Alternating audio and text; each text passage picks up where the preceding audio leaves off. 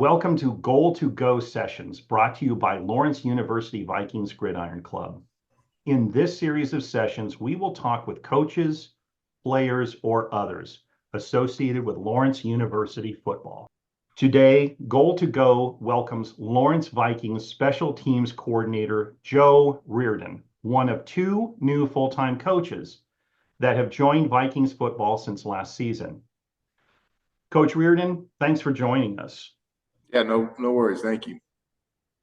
How is the adjustment to Wisconsin going for you so far?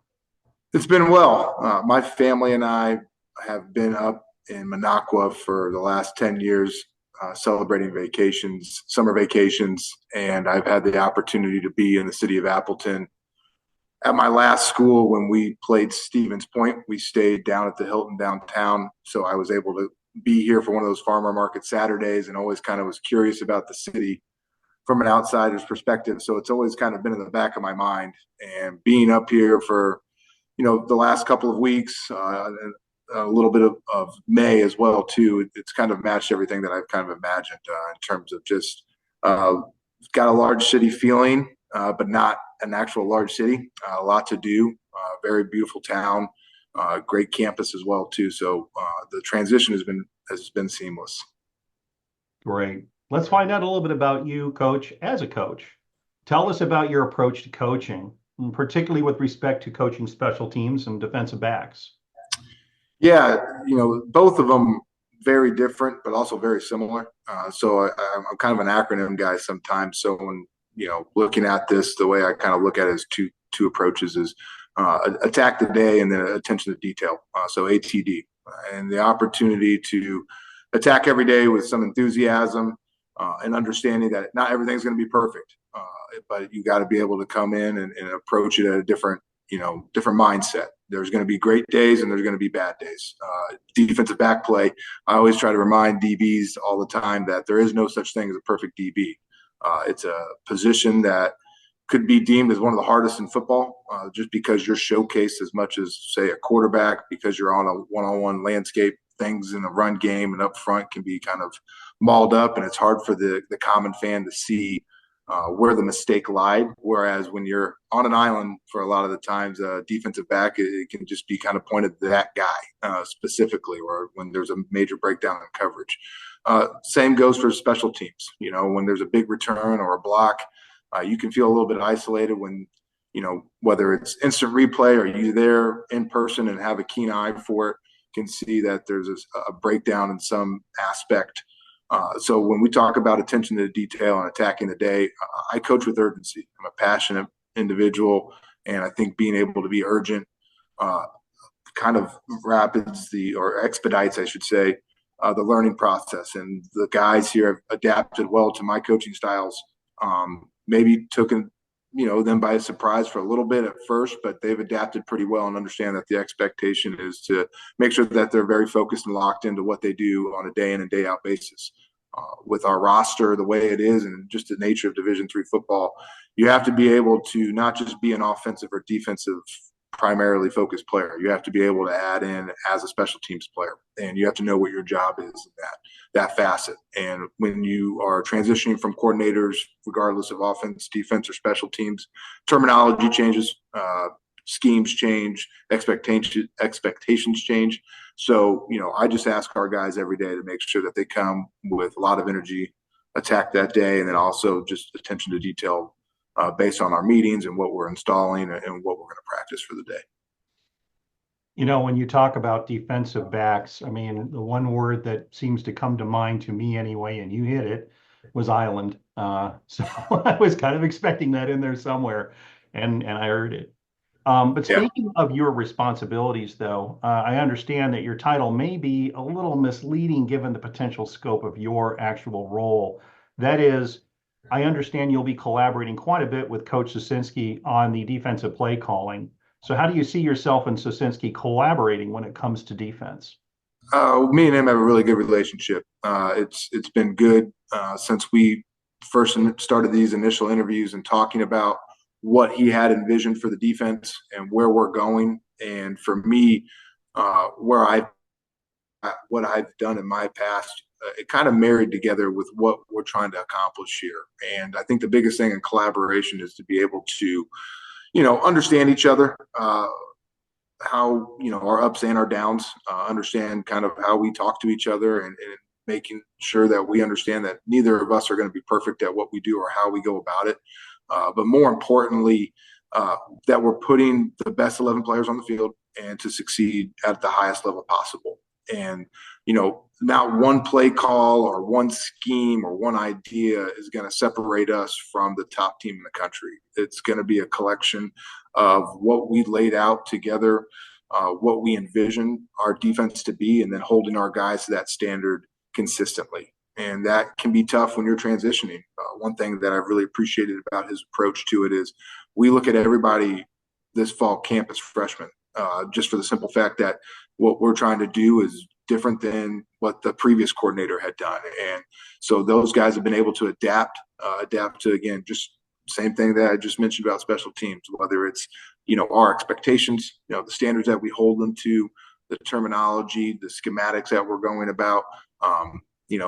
When we are collaborating in the office, we got to make sure that we're a unified front, and that when we go out to the practice fields and we're coaching our guys, whether it be an individual or units, that, everything that we laid out from the moment that we met and talked is completely portrayed in the way that we act and the way that we talk. I think thus far, as we're getting ready to get to week one, that's been the case, and we've seen really good results, and our guys have responded, top notch. Transition indeed. I know it's got to be part of the mindset here, really, to kind of stay sticking to kind of reinventing the defense in some ways, I suppose. Mm-hmm. Looking at the institution itself and the program, and it seems to me that from what you've explained before, you really kind of got your toe in the water and your feet wet a little bit, just to kind of get a sense of the place as you size things up as a candidate for your current position. So in the experience so far, what have you discovered about Lawrence Vikings football that distinguishes it from other programs, if anything? It's a unique situation. I think Coach Aker and the people that have been Lawrence fans for a long time have understood where this program has been and where we're trying to take it to. And the kudos to him and Coach Szczynski for getting this roster to where it's at. And the build, the old saying that Rome wasn't built in a day is true. I mean, it's true in football. I mean, even though in this day and era with portal and, collectives and NIL, all that good stuff, that, teams think you can marry that all. Well, in Division III, you've got to find the right people. And then not only in Division III, when you're talking about being a high-end academic institution, you got to make sure that the men that you're trying to fit into your football program not only fit into your football program, but the institution as a whole, and the plan that we set out for them academically. This is an investment. It's not something that is, hey, we're here to go play ball so that one day maybe you can play professionally, whether that be, the shiny Sunday night lights or somewhere in Europe on a weekend day. This is about making sure that when these young men hang up their cleats, that they have the choices of whatever it is that they want to do at their disposal, whether that be med schools, law schools, job opportunities. So it's one of those things that I've had a privilege of in the last probably 7 years being a part of being a Division III football coach, that it's not just about ball. It's more than that. And to make sure that the young men we recruit know that this is an investment. This is, the old saying that, hey, you're going somewhere for 4 years for the, to make sure that the next 40 years of your life are taken care of. We don't want that just to be the talk. We want to walk that walk. So Lawrence does a remarkable job in terms of providing their students with the opportunities to be as successful as they want to be. And as coaches, it's our job to push our guys past their own aspirations or their own expectations for themselves. And I think that, with what Coach Aker's done here, with how he approaches the academics, and how we want to make sure that they don't feel like they're just an athlete, but truly a student athlete, is very unique compared to where I've been. Okay. Well, I mean, look, I'm going to go a little off script here with you, Coach, and that is, can you tell us a little bit about your football background in terms of you as a player, as a coach, et cetera? Yeah, probably not much of a playing highlight reel that I need to talk about. I played at Chittard High School in Indianapolis, Indiana. and I'll do a humble brag that, it was a very successful program. It's won the most state championships in the state of Indiana, and I wasn't much of a player there, but I got to play for a really good head coach that, you know, stern is probably a good saying for him, but he would make sure that you understood what the expectations of the standards of the program were. He was kind of like a second father figure to me, in terms of knowing where my place was. I was a reserve defensive back and a special teams player, and I made sure I fit my role. I did my job as much as I possibly could, and that impression led me to when I went to Ball State as an undergraduate, working as a student assistant. Started off as an operations, working for the DFO and understanding kind of the inner workings of a Division I FBS football program. That then translated to me being a student assistant coach as a defensive backs and special teams assistant, in the student assistant role. Once, my undergraduate years were done, I kind of took a year away from football, was a golf pro assistant. That was my other love of my life. And then sounds like you probably want to work with Coach Hoy there a little bit. Yeah. He's been my partner in golf, and I got to get his mental right if he's going to, become a better golf player. But we'll get him there. And, setting expectations. Yeah, right. It's a process, right? Golf's a process, but figured out real quickly that I knew what I wanted to do. I wanted to coach football. I wanted to have that impact on young men's lives, and was out in Washington, D.C. for a year, working in Alexandria, Virginia, at Bishop Ireton High School, and then moved back to Indianapolis, worked at Fishers High School, which is a 6A program, which is the largest classification in the state of Indiana. And then, just moved back to, after a few years there, had the privilege of coaching some really good athletes. Call it God's timing in terms of who I was able to coach during my time at Fishers, but was fortunate enough to get back into college down at Weber International, which was an NAIA school. That ultimately, that lasted about a year and a half before I came back home with my wife, moved back closer to, back to our home in Indianapolis, and worked at Anderson University as a defensive coordinator for a year before the transition of leadership there changed. And then was very, very blessed and fortunate to work at a fine institution like Wabash College for the last 6 years. Under Coach Morrell, and had that was kind of that was a really important and critical part of my life. Coach Morrell, as well as those guys at that institution, that staff had done a really good job in terms of taking me in and help molding me and understanding the nature of Division III football. I think I was a young, fiery individual that wanted to make it seem like everything had to be like ran and operated like I was at Ball State again. And, they humbled me real quick and taught me kind of the ins and outs of, what it's like to work at Division III and what we're trying to really ultimately accomplish here. And then also did a really good job in terms of setting a balance in my life with family. It's one thing I take a lot of pride in, as I grind.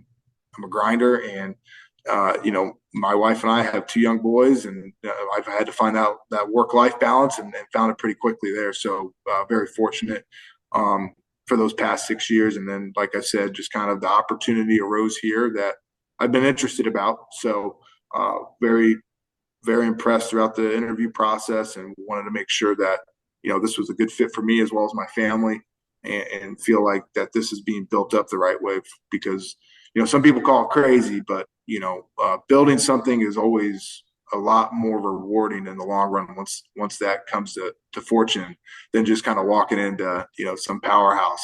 Those are nice wins, and it's awesome. But when you are able to coach young people and have an impact on their life and build it the way that you want to as a competitor, it's that much more rewarding in the end. Yeah, it's got to be gratifying to know that you've kind of helped build something, be part of actually building something and establishing something. Little Giants, obviously a respected program too. When it comes to Indiana football, I know he's on the other side of the ball, but I'm supposing you have some conversations with Jackson Barber. Yeah. JB's my guy. I was fortunate to recruit my backyard in Indianapolis and down south in Evansville, so I never really got up to Fort Wayne, up into Leo High School. But now the kicker is Kyle's is our tight end is from Cathedral, and that's my ride. That was our high school rival, just Ah, right down the road too. okay. So it's always good to have a couple Hoosiers here. Obviously, Coach Aker, obviously from Bloomington, Indiana as well too. We'll Hmm. have some discussions. I know he's not, he's going to bleed red and white when it comes to IU basketball. But he's never, that's the only red and white he's ever going to That's bleed. So, right. We got to be very you know, careful about where we drop red around here. yeah, no, it's the only time you can talk about it. So we'll talk about IU basketball because obviously, as most people know, that's king in the state of Indiana. Oh, So, absolutely. but yeah, it's nice to have a couple Hoosiers up here. Cool, cool. Hey, speaking of football, do you have any game day rituals or superstitions that you've developed as a coach? Got to be something. Yeah, I'm not much of a superstitious guy. I am very, my music taste is kind of all over the place.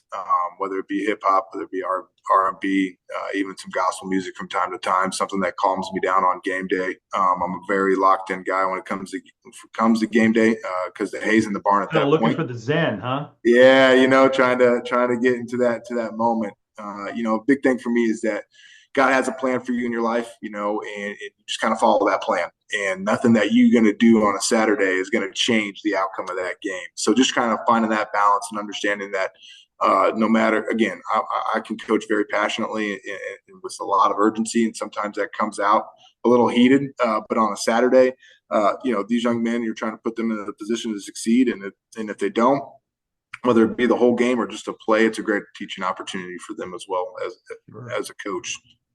Okay, well, let me shift gears here a little bit too. We were talking D1 football a little bit with your Ball State experience. So we're going to go talk Division One playoffs, changing the format a little bit this year, looking Yeah, at 12 teams. And you're a football guy, you've coached, you've monitored all of this. So give me a few dark horses for this year's college football playoff. You got two or three of them out there you think are in the margins that might surprise, might get in?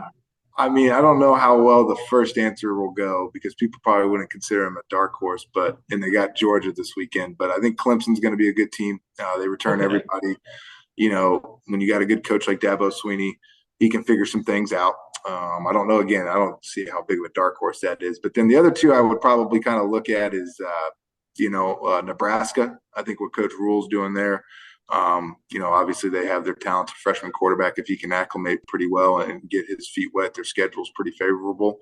And then, I really like what I'm going to butcher his name. It's not like I know him on a first or last name We're not basis. grading here. Yeah, Coach Galesh down in South Florida. I think Yeah. South Florida's got a pretty good team, and obviously with the unique structure of, a group of five being in there, that's probably one I'd probably throw in there. Okay. All right. Well, we'll check back in with you at the end of the college football season, see how well you did with any of that. Yeah, I think you're yeah, probably right. Can't really count out Davo at any point in time. The ACC, I think, has even more influx given what happened to Florida State last week. So, yeah. you know, It's hard. A lot of people think they had a down year, and it's funny. I know he had that call from some guy gave him a call on one of his night shows, and that fired him up, and they went from 4-4 to ended up winning, I think, 10 games last year. So, when you can win double-digit games at that level with the nature of it, it's impressive to say the least. And when you have a majority of that roster coming back, and the way he does it, he doesn't do the transfer portal. He doesn't really, he's not big on that. So a lot of his guys are homegrown, and now it's just about making sure he's got the right pieces and coaches to put them in position to be successful. And the landscape of the ACC is who knows. Well, yeah. you just got to be able to see it. So, Well, you got to play it out one game at a time, right? yep, absolutely. So, last thing here, you've obviously had some years of experience coaching at the Division III level. And if you were talking to kids, high school kids, seniors this year, kind of looking at their options for post high school football, looking at D3, what kind of advice would you give them as far as what to select, what to look at, how to approach this? Yeah, I think I don't want to make it sound like a recruiting pitch without giving my recruiting pitch away, but it's a place of, and the reason I do is because I want to be genuine Yeah. at all times whenever I have conversations with people, and what I Yeah. tell young men when I go recruit them, um, this is an investment, and I'm not talking about any type of transactional money or anything like that. Mhm. Obviously, being in Division III, but this is a huge investment, and your name is a brand. And it's ultimately your job to find a place that suits you and fits you in your current state as a 17, 18-year-old, academically, athletically, and of course socially. But more importantly, what I try to task these young men with is when you're talking to these coaches, you're building these relationships, you step foot on campuses. Is this the place that you know is going to develop you for the next 4 years? The last thing you want to do whenever you graduate is feel like you just marinated for 4 years and that you feel like by the time you leave that campus, you are the same exact person you were 4 years ago. You want to make sure that you fit in and everything is, copacetic, so to speak, during your 4 years there. But find a place that's going to challenge you, a place that's going to develop you in those areas to get you to where you ultimately want to be.